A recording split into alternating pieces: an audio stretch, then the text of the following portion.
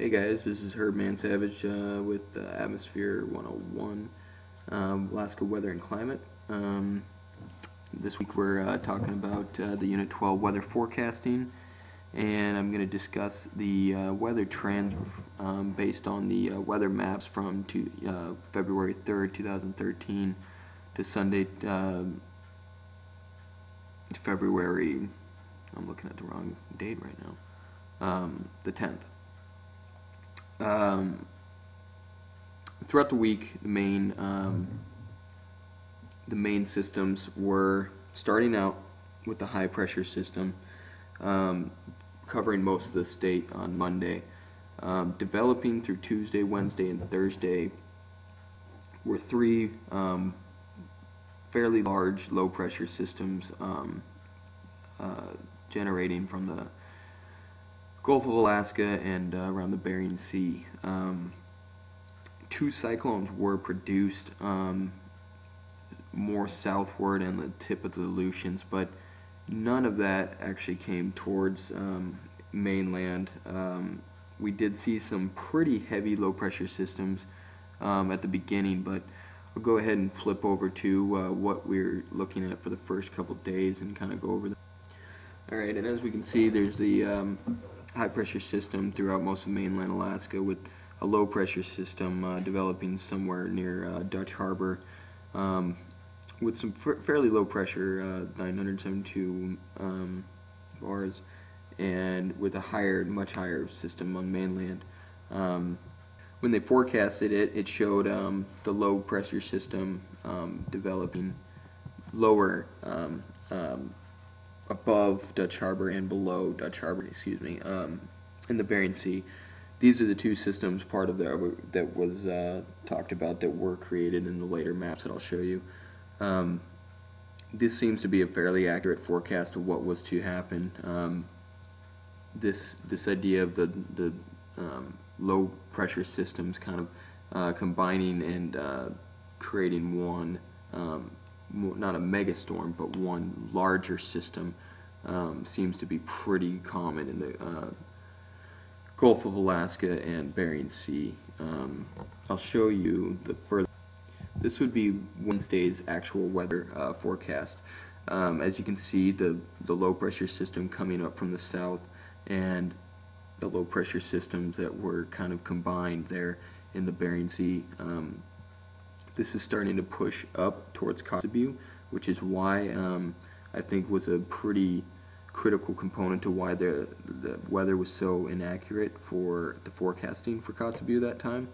I do believe, I'll talk about this in a bit, but I do believe that Craig had the best accuracy for weather forecasting because of this low front that was kind of just chilling out here in the Gulf of Alaska and Prince William Sound, and didn't really combine with these other systems, and kind of kept a barrier for that high pressure system that was still pushing that low pressure system in the south central and not as much into the mainland of Alaska. So that's just a brief understanding of why I think that there was a stable forecast for Kotzebue, for Craig, and such an unstable forecast for Kotzebue.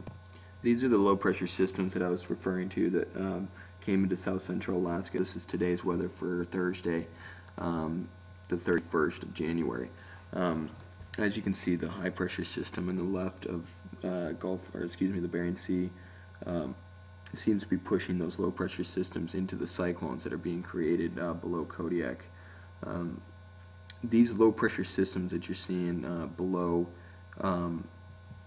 above Craig and to the east of south central Alaska, this is going to be the culmination of the low pressure system that rolls through the state and gives us the cloud cover and the snow and precipitation that was given.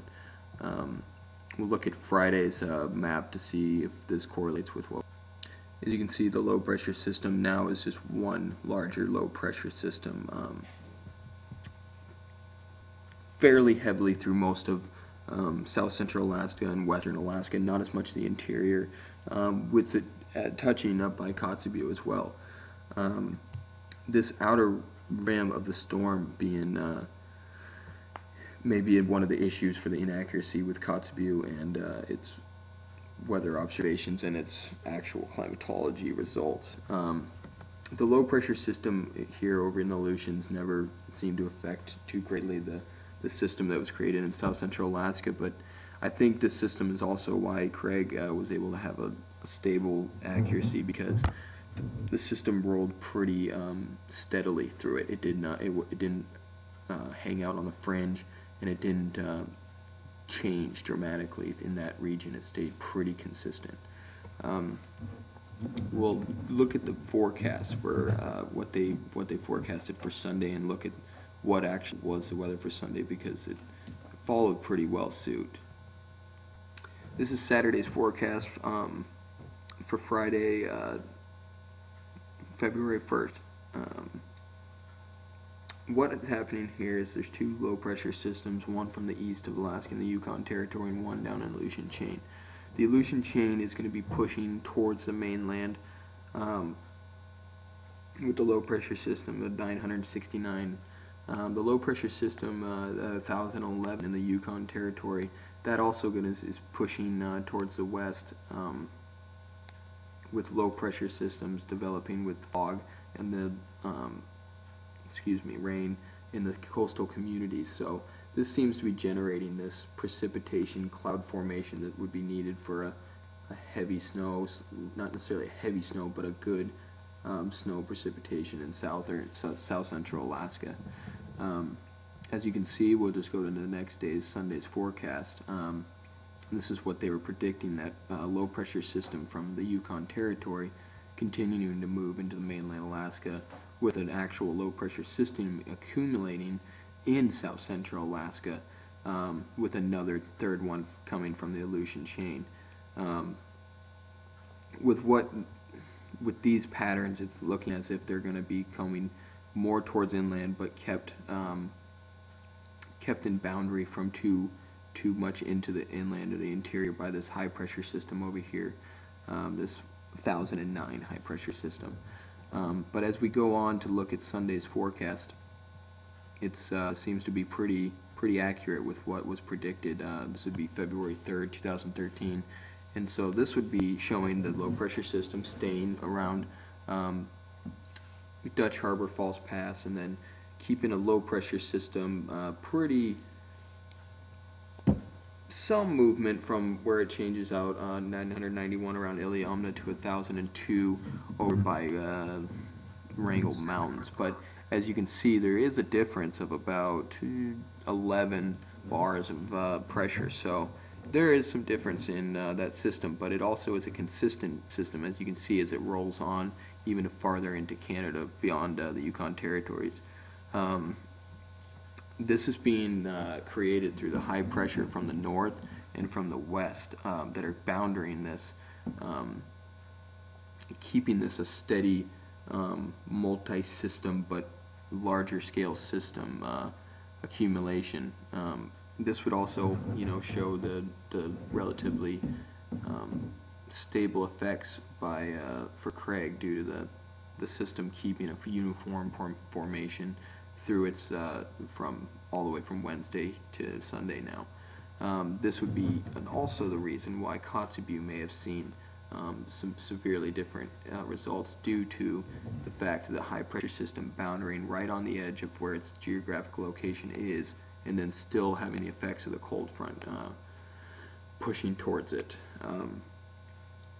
But other than that, based on just looking at what the systems did overall, for my weather observations, I saw very similar results, just based on what I was observing and what was actually logged in data for Wasilla.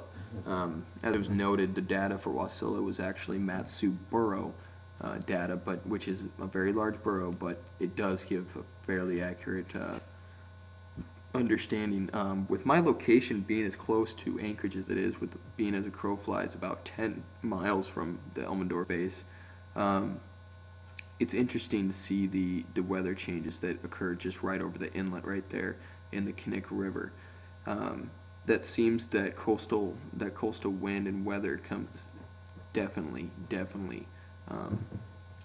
seems to respond with the inland, more mainland mountainous glacier winds and pressures that are coming from the north and east. So it is interesting to see how much of a difference, I mean, even if it is a couple degrees, Wasilla and Anchorage's ability to, you know, have a pretty different look on weather. So, but other than that, it was a good week. A little confusing, still hard to kind of understand these topographic maps of pressure and what direction and what they're actually doing. But seems like this unit's given us a good idea of how they correlate and the understanding of, you know, the differences in what is actually predicted and what is actually shown. So, all right, thanks guys.